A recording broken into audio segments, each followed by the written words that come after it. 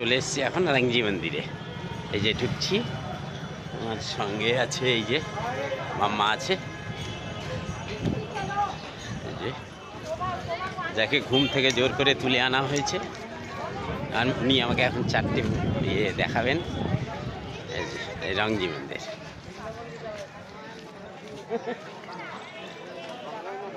এই এই হচ্ছে রাঙ্গি মন্দির।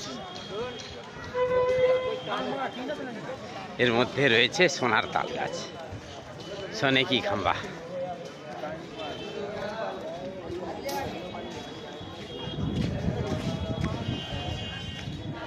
এই যে জুতা ঘর আছে, আর এই হচ্ছে ইয়ে